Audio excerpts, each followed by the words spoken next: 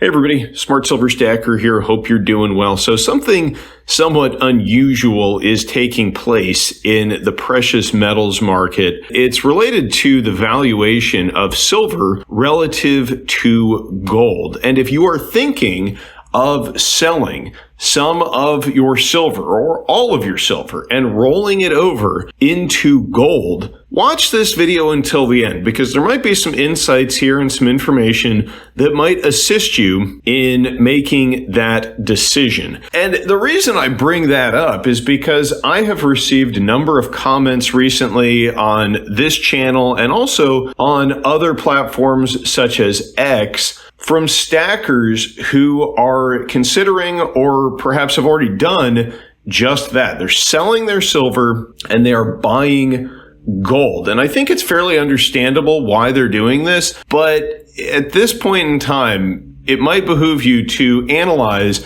some of the risks versus the rewards of that move. So let's get to it. Buy your gold and silver at SD Bullion. Right now, new customers can get gold or silver at spot by visiting sdbullion.com/new. So what I've got here is a 100-ounce silver bar and a 1-ounce gold bar. And the thing that is unique about this particular point in time is that this 1-ounce gold bar is actually valued slightly higher than a 100-ounce silver bar right now. The gold to silver ratio is over 100. And if you're not familiar with that ratio, all it really means is that if you wanted to buy this 1-ounce gold bar, you would need to spend more than 100 ounces of silver, and vice versa. If you were to spend this gold bar and buy silver, you'd actually get more than 100 ounces of silver. Now, this valuation that we're currently at, a gold to silver ratio over 100, it's not entirely without historical precedent, but it is unusual. In fact, if you look at this chart of the gold to silver ratio, we're going to go back to 1971 because that's the year that Richard Nixon actually ended the convertibility of the dollar into gold. So that kicked off the fiat monetary era, which we currently find ourselves in. You'll notice that there's actually only one time on this chart, other than right now, when the gold to silver ratio was above 100. Now, back in the early 90s, when the metals were bottoming out, the gold to silver ratio did get very close to 100, but it didn't quite cross that line. And the other time that we saw the gold to silver ratio spike up over 100 was back in 2020 during the COVID market sell-off, in which just about every asset across the board, gold and silver included, sold off, dropped in value relative to fiat dollars. In fact, oil at that time, if you remember, went negative briefly because there was such a glut of oil that there was no storage for it. So if you would store the oil, someone would actually pay you to take it off their hands. So that shows you just how crazy market behavior was at that time. But at that time, the price of silver absolutely plummeted. An ounce of silver, at least the paper price, the spot price, dropped below $12 briefly. Now, at that point, and this is an interesting historical precedent, it was actually a great time to buy silver. That was one of the best times of the past decade, I would say, to buy silver, because you'll notice that while the gold to silver ratio did spike up over 100, it went up to about 120, I think, intraday. On this chart, it may go slightly lower than that, but the absolute high was over 120. It actually crashed back down in pretty short order. By February of 2021, the gold to silver ratio was closer to 66, so it basically got cut in half. And if you look at the price movement of silver at that time, it did drop below $12 in March of 2020. But then by August of 2020, the silver price was close to $30. It got up to 29 and change. So if you bought silver when the gold to silver ratio was at 120, you did very well for yourself. I mean, if you swapped your gold for silver at that time, you made a killing and you pretty much doubled the size of your stack in less than a year. If you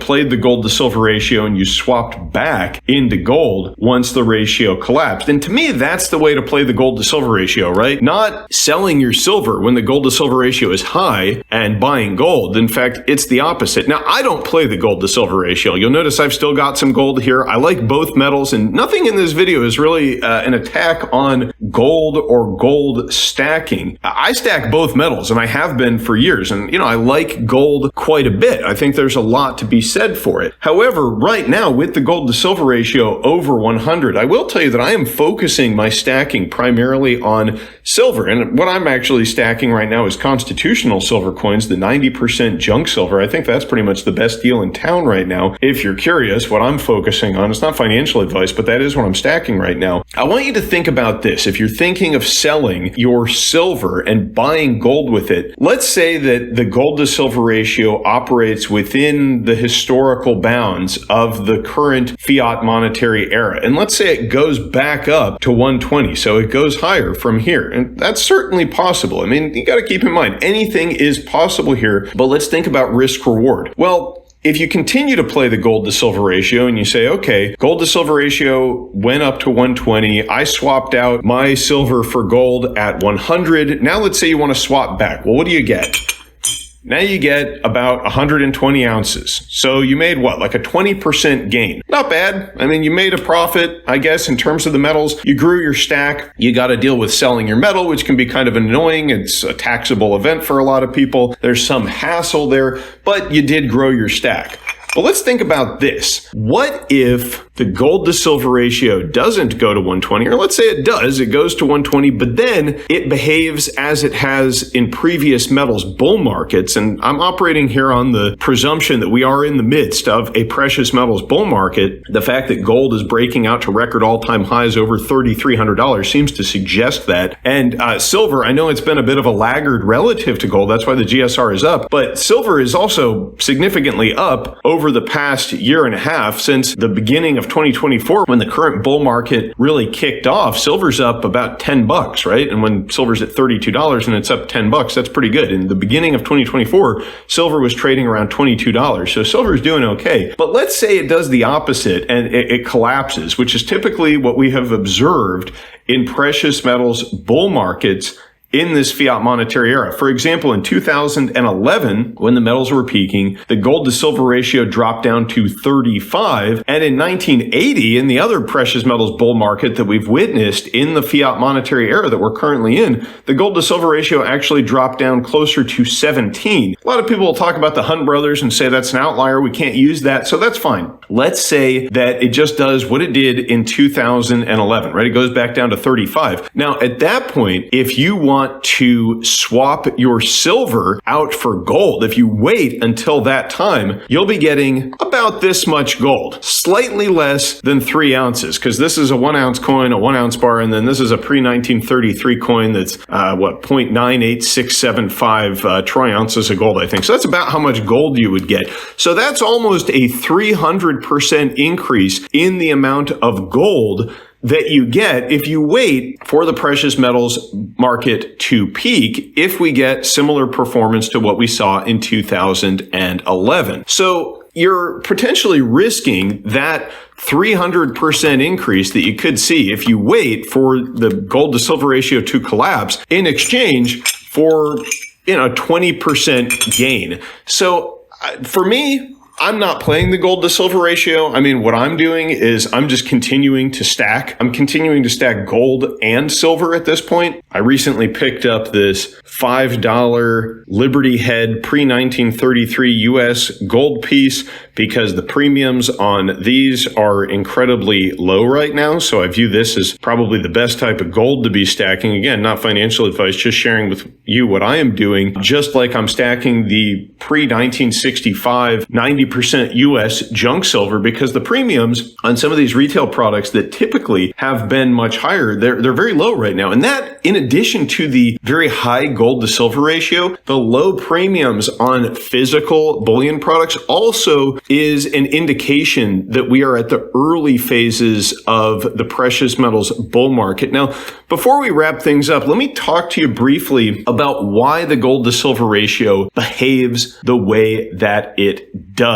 So you've got to understand that the gold and silver market are very different creatures here. Now, gold and silver have some things in common. They both are physical assets that you can take into your possession. That way they don't have the counterparty risk that a lot of digital and paper assets have. But the differences are that the gold market is an incredibly liquid, huge market. It's one of the most liquid markets in the world. If we look at a chart of the market caps of gold and silver, you see that the gold market is over $22 trillion in market cap, whereas silver is under 2 trillion. So it's an order of magnitude difference in terms of the size and liquidity of these markets. Now, early in a precious metals bull market, what you see is that primarily gold is the focus of the attention of investors. And in the case of the current bull market, it's really not even individuals and retail investors. It is institutions, right? Central banks around the world. They're de-dollarizing. They're looking for safe haven assets that they can allocate their resources into, and gold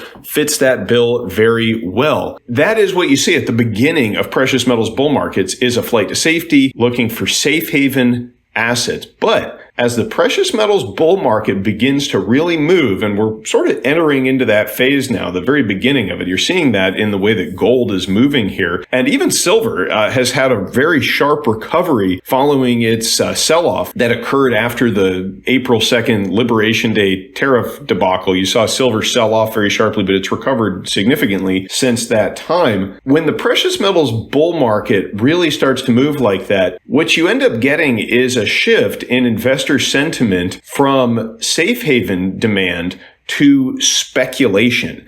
And that is when the silver price really starts to move, because silver, out of the two metals, is the much less liquid, it is the more volatile metal, and it is the more speculative metal. And this is the type of behavior that we are seeing in the market right now. Right now, we're in the safe haven phase, right? And it's not like there's some fundamental reason why the gold to silver ratio would be over 100. There hasn't been some huge discovery of a silver deposit. There hasn't been some new technology that has completely replaced silver. In fact, the fundamentals suggest that silver should be moving higher. There's been a structural deficit in the physical silver market for years. So the fundamentals don't really support the high gold to silver ratio. But what it is investor sentiment and psychology that right now are looking for the safe havens. But as the metal market continues to move on, they're going to start looking for the more speculative asset. And right now, we're not in that phase because, one, premiums on physical products are very low. Retail investors are not moving into these markets. And also, does anything that you're observing look like a bubble or a speculative mania? When you turn on the financial media, are they ever even talking about silver? Maybe gold gets a mention, but it's like, what does gold have to do to get mentioned on the financial media?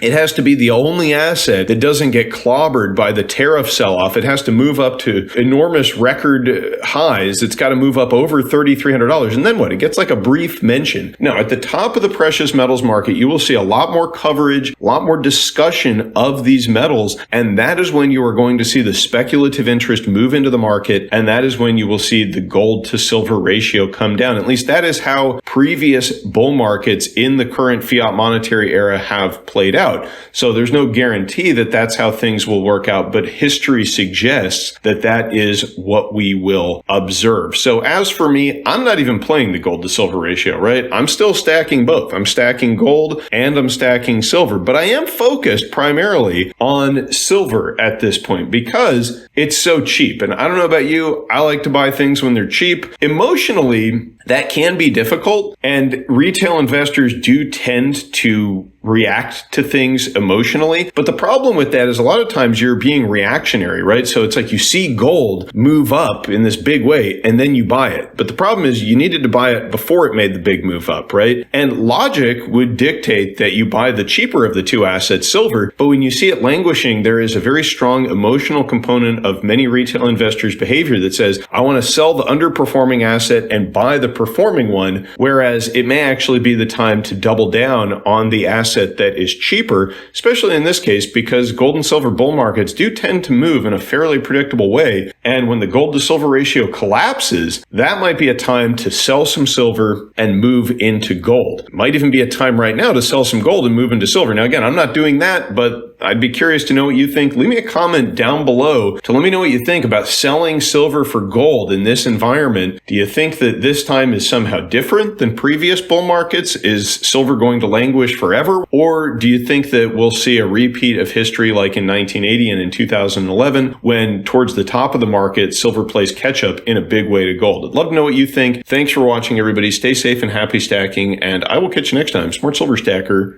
out.